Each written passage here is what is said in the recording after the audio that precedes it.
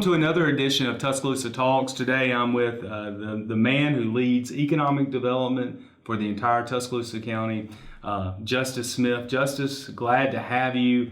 Thank you for the job you do every day here at the Tuscaloosa County Economic Development Authority. Let's jump right in. For those that are not aware of EDA and what you do, describe EDA's mission and goals to the people of Tuscaloosa. Sure, and thank you, Mayor, for having me on your podcast. It's a joy to be with you, as always.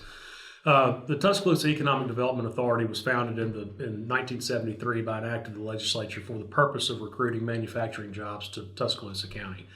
The first board was constituted in 1975, and since that time, this organization has been working to create jobs and new investment in Tuscaloosa County. And that's probably the easiest way to describe what we do. We are an organization who exists exclusively to promote Tuscaloosa County and the opportunities that exist for job creation and capital investment.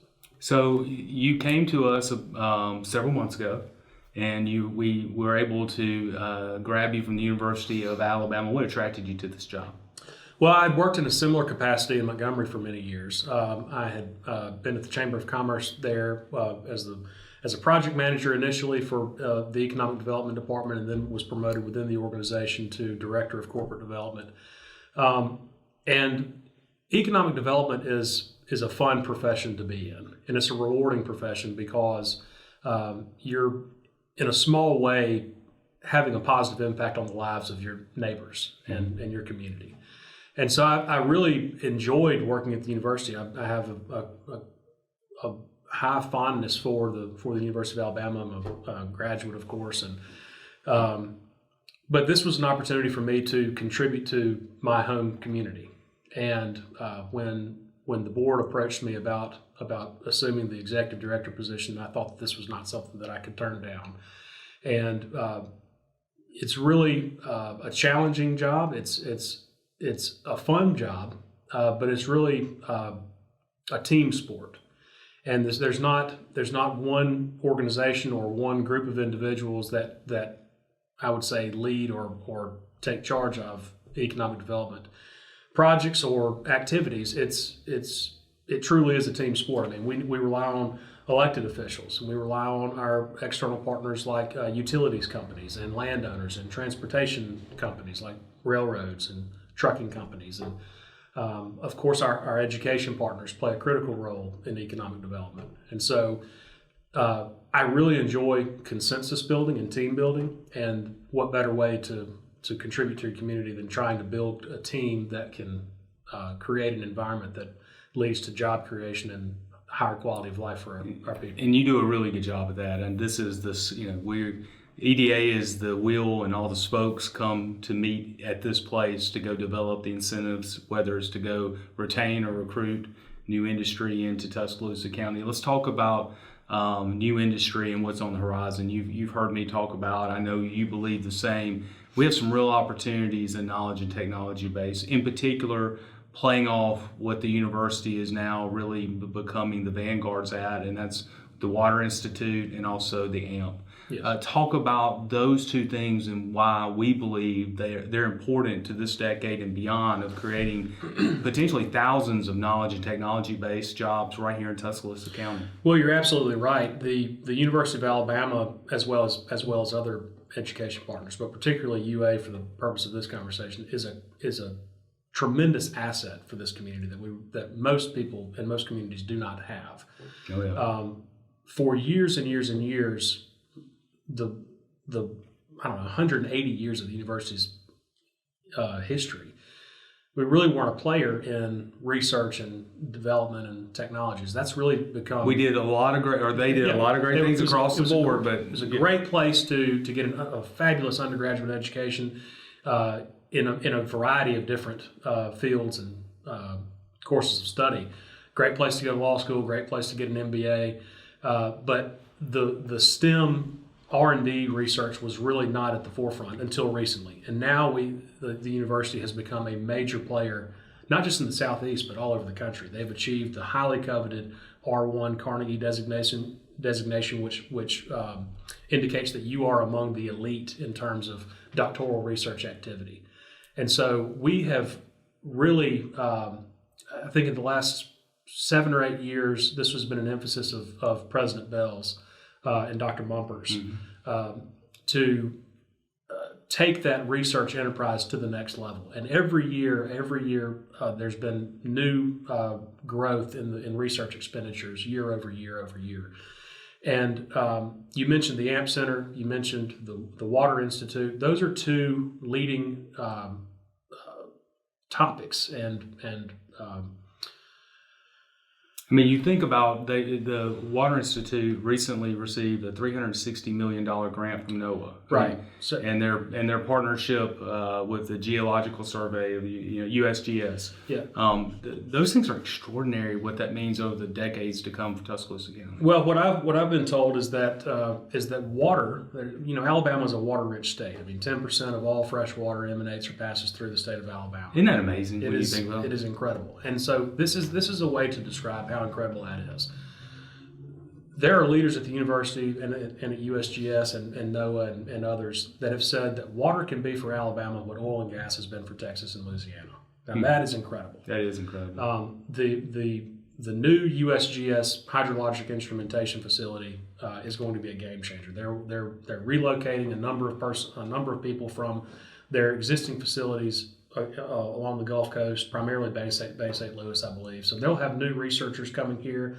They're going to need homes. They're going to need gutter schools. Yeah, I didn't mean to interrupt. No. So we're thinking probably between 30 and 70, new researchers will be coming to join the staff as part of that activity.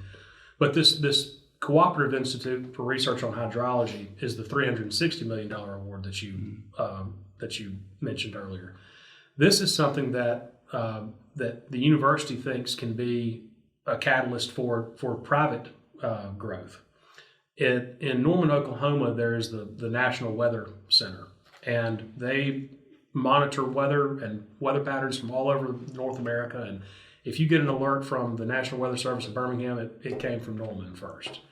And they have had such success with that research center that private businesses, Barron's Weather Service and others like that, have located within, virtually on the same street, within private standalone buildings. Why couldn't that be the case for water? Water is going to drive economic development. It's going to drive residential. It's going to drive commercial. It's going to drive probably a lot of geopolitical conflicts worldwide. Absolutely, it will. And so it is a major undertaking and important task that the university has assumed at the Water Institute. One of the things that struck me, and this is the mayor in me, is and in those conversations we've had, they're going to develop technology that could allow us 48 to 72 hours out to not only know where we're going to have those strong pop-up thunderstorms that give us 2 inches in 30 minutes, but we'll be able not only to know we're going to have it, but where it's going to happen, right, so that we can get those storm drainage inlets cleaned out, so we can prepare those areas for flash flooding. All of that's going to be emanating right here in Tuscaloosa, Alabama, and all the private sector is going to be coming around. That's exactly right. The hydrologic instrumentation facility, for your listeners who have not seen it, that's the building that is under construction on the hill, just south of Jack Warner Parkway. Drive by it. I would encourage your listeners to drive by and just take a look at it and see the progress. It is a massive facility. Yeah. There's going to be an artificial river. I'm told that will be in that facility. They'll be able to simulate flooding, as you mentioned. If there's, for example, a hurricane that's coming up the Gulf of Mexico and it's going to hit New Orleans and flood various communities along the Mississippi River, they'll be able to tell you where the most severe impacts will be and warn those people and get them to safety prior to the storm arriving. We don't have enough time, but you mentioned the geopolitical consequences of it, and when they talk about the Arab Spring back in 2011 and how water led to the Arab Spring, it's fascinating. We don't have enough time to talk about it. Let's jump into the other thing that I think is really cool, what's happening on the university campus, is the AMP project. Mm-hmm. We have an opportunity with Mercedes right here in Tuscaloosa, the University of Alabama. EV is coming. I mean, it is here. It's talked about, an autonomous vehicle. The AMP project, which is a partnership between UA, Southern Company, and Mercedes, talk about its potential impact on Tuscaloosa County. Well, they made a great hire to begin with. A gentleman named Mike Oatridge is the new executive director at the AMP Center. Mike has had a long and pretty remarkable career in Alabama. He was executive vice president and vice president of production before that for Honda in their Lincoln facility. And so he knows the automotive industry. They also have very talented faculty and staff that are part of that center. Bharat Balasubramanian, Dr. B, as he is affectionately known. I'm just so impressed you could pronounce his last name. That's all we've got to call him Dr. B. I get bonus points from Dr. B. Man, you talking about somebody we need on a podcast. That guy is amazing. He is a brilliant man and has had a remarkable career in his own right. He was head of research and development for Daimler in Stuttgart for many years, and for the last 10 or 12 years, the university has been fortunate to have him on staff too. And so he's leading the research side of the AMP Center. So you've got two really dynamic leaders who are part of that program. And you said it, the EV revolution is coming. Whether we as individuals believe in the technology or want to accept it, it's the organizations that make the cars have said they're shifting to EV, and so it's not that much of a stretch. You don't really need a crystal ball to see that this is coming.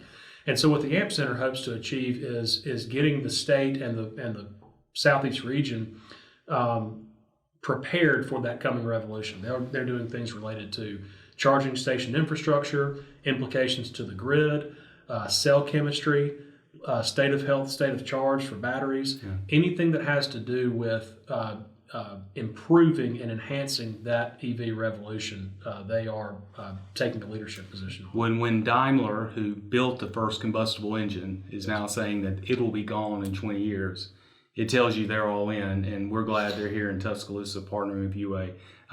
Talking about, and let's just give credit where credit's due, Dr. Bell, Dr. Mumford, the Alabama Board of Trustees, to make these investments and to put UA into this new dynamic is going to be good for our entire region. But you yourself are on a pretty cool path. We were talking off air a little bit earlier about you're getting a doctorate. I can't even spell doctorate. And I mean, you're getting one. Just briefly, you have a successful career. You've accomplished so much. What's driving you in that direction? Well, I mean, I like to think of myself as a lifelong learner, and I began the doctoral process 2.5 years ago, so long before I took this position. And it was while I was working at UA, and I have an interest in higher education from a policy standpoint, from services and deliverables standpoint. I guess what drives me is that I have a very firm belief that aside from the love, affection, and support that you get from your immediate family, two things really contribute to the quality of your life more than anything else. And that's a high quality education and a high quality job. And so the more that we can do to encourage people to pursue educational opportunities as well as job opportunities, and the more that we can do things that create an environment that is helpful and conducive to those aims and objectives, then I think that we are doing our part to enhance the lives of our community. Well, it's impressive that you're doing this. I certainly hope that the people listening to this podcast today, that it reinforces something I already know. In Tuscaloosa County, we're very fortunate to have you. And I know that the sky's the limit, and I look forward to working with you in the years ahead. Justice, you're doing a fantastic job. Keep doing what you're doing. Appreciate you. Thank you, Mayor. Appreciate you. This concludes another edition of Tuscaloosa Talks.